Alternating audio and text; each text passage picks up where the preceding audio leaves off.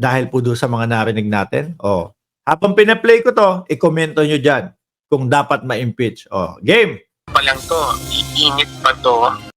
Ah, simula pa lang to, panimula pa lang to, iinit pa to, no? Panimula pa lang to, iinit pa to, at gugulo pa to. When I say iinit pa, gugulo pa ang usapan. Lalala pa yung pagkagulan. Actually, sir, sila lang naman po ang panggulo eh. Yung mga ibinibintang po, yung mga pinapanira po nila sa ating Pangulo, halos lahat po, walang maipakitang ebidensya. Walang tibay na ebidensya po, no? Gawa lang sila ng gawa ng issue. Oh. Pero kapag ka ebidensya na po ang hinahanap, wala silang maipakita. Kung hindi peke, wala. Ano? Madali lang to. Kasi merong mga dapat sagutin po ang Vice Presidente sa mga budget, doon sa mga safe house na ngayon na tinatalakay po, no? Eh, yun ang sagutin nila. Yun ang sagutin nila at yun ang dapat pong marinig ng sambayan ng Pilipino. Saan napunta ang pera o kaban ng bayan, no? Bakit ganun na lang yung labis-labis na paggastos sa isang safe house o sa isang araw ng safe house is 250,000 pesos po. Ako po mga kababayan, kahit papaano, alam ko naman yung mga mamahaling mga lugar, no? Diyan sa Pilipinas. Isa na din dyan po yung Amanpulo. Talagang 100,000 kada isang 24 oras. Yun po, 100,000. Amanpulo na po yun, ha? Hindi ko mahagilap po kung saang lugar yung umaabot ng 250,000 na para maging safe house ho. Sabi ni Kidal Arns, TV, dapat na Sir Mark ma-impeach na kasi wala na yung qualities ng pagiging leader. No? Kung sakali man, sabihin na natin, meron silang iniingatang tao. 'Di ba? Meron silang iniingatang tao. Yung pag-iingat ba yun? Kailangan sobrang garbo at sobrang luho? Kasi sa presyo pa lang po ng 250,000, napakaluho at napakagarbo na po nun, mga boss. No? Siguro, yung mga nakaisip o gumagawa ng desisyon doon, ibang klase ang pag-iisip. No?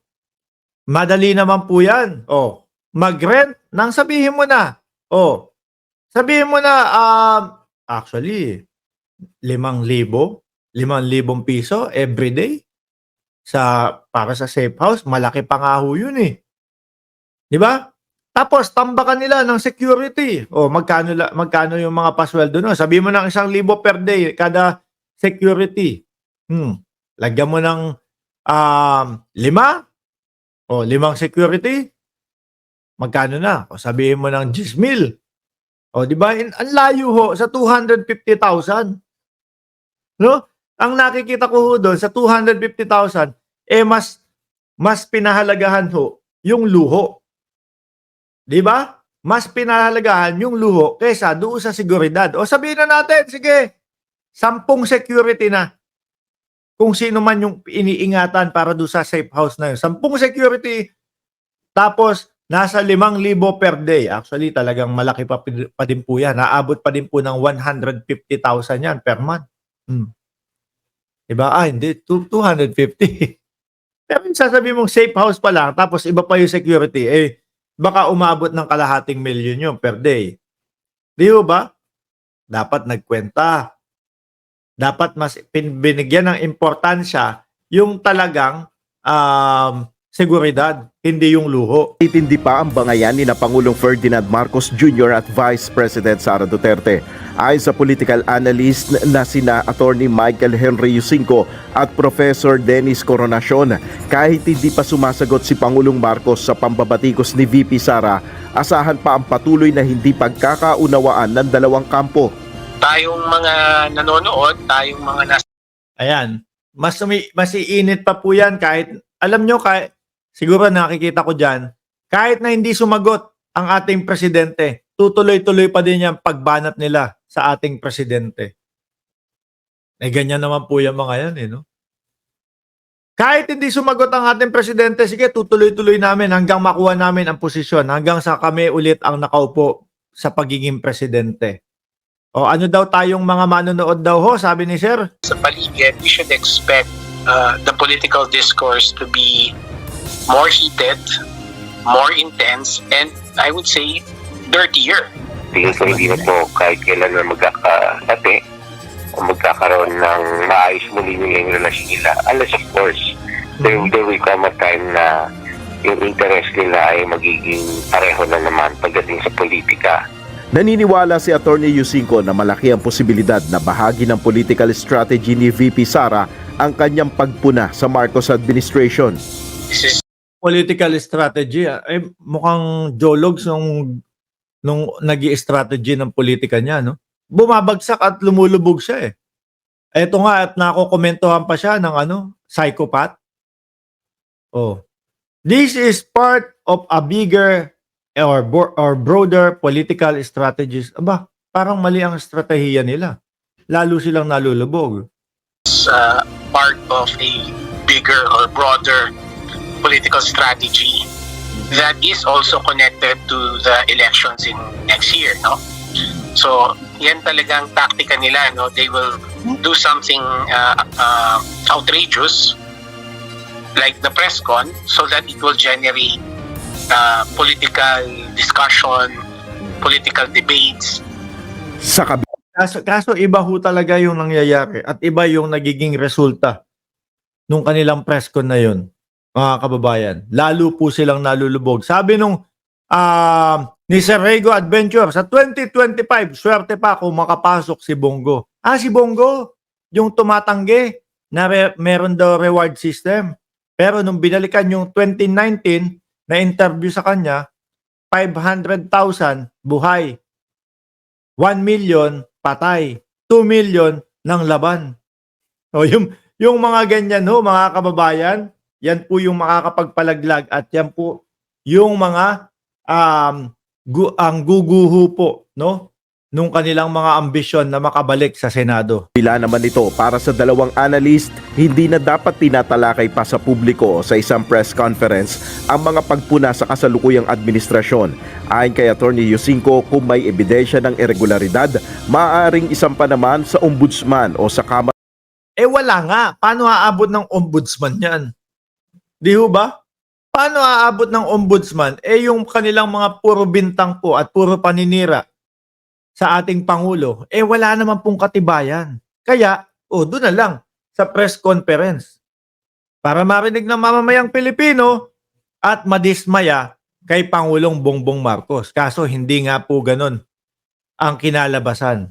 Nadismaya po sa ating Vice Presidente ang majority ng Pilipino. Di ho ba?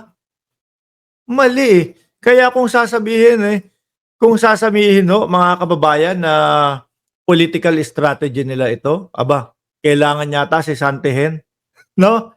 Yung nagtuturo kung ano yung strategy nila. Palubog eh. Imbis na paangat, palubog ho. Para sa impeachment complaint. Para naman kay Professor Coronacion, kung may personal na hindi pagkakaunawaan, dapat pag-usapan na lamang ang mga ito ng dalawang pamilya upang malutas. Hindi dapat i-discussion sa publiko if it's a feud, personal difference between the president and the vice president. Alam niyo po, madami na din ang vice presidente, mga kababayan, na yung tipo bang hindi natin kailangan makita, mapanood, hindi natin mabasa.